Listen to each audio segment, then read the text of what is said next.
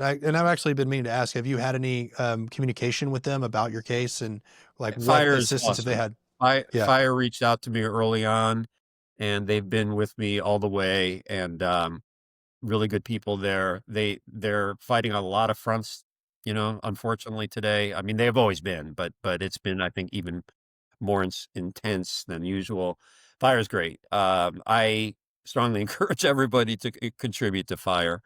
They are almost single-handedly as an organization fighting for free speech, and they've been doing so for many years. I did not get any real support from almost any other group. AAUP has been virtually silent. ACLU, never heard from them. Most groups, but Fires was right there, and they've been there all along the way. But they're just a great organization.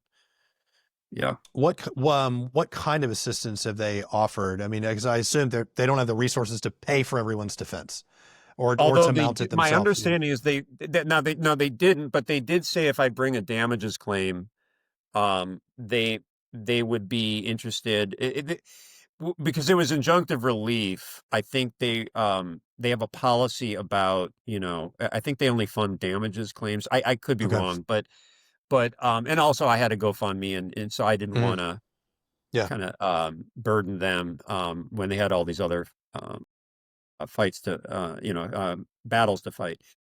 But they've also offered. They wrote a letter to the former president of LSU, Bill Tate, and they publicize letters often, but they'll provide lawyers.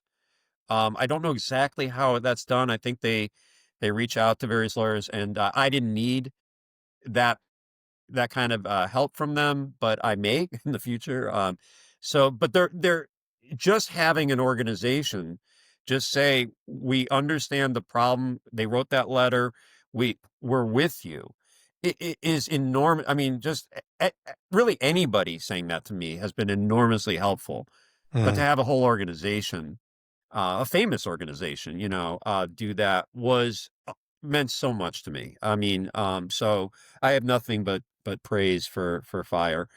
And people have said, oh well, they just. I don't know I don't know that they have a political inclination. I really don't. I mean Mhm. that they lean left or right. I don't care. They seem to care only about free speech. Primarily about free speech. And that's they seem to be totally neutral whether it's coming from the left or the right. And that's the way it should be, it shouldn't matter whether it's left wing or right wing speech. It should all be I don't protected.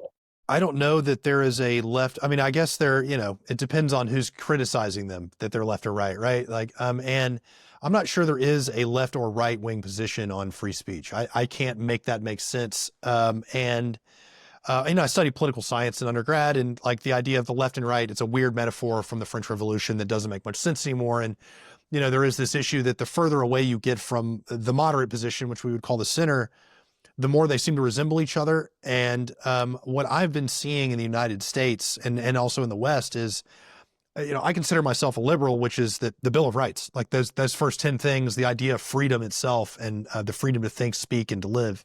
That's what I see as what it means to be an American. And I've been seeing the political left and political right in this country becoming increasingly illiberal. But I've also said, this is the first time I'll say it publicly, that the problem isn't the same because right-wing extremists will form militias. Left-wing extremists will form committees. It's a different phenomenon.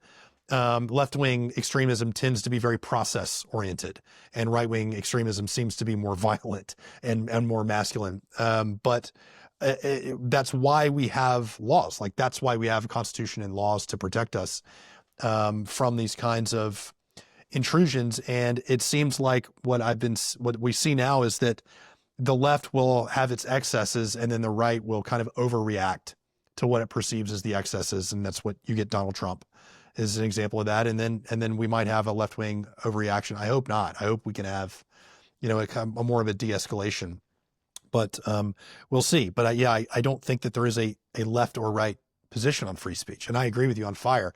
There's no way to pin those guys down on, like, if you look at who they're defending, it's just the only thing that changes is who's being silenced in this current cultural and political zeitgeist. And right now that does seem to be people that are critical of the right.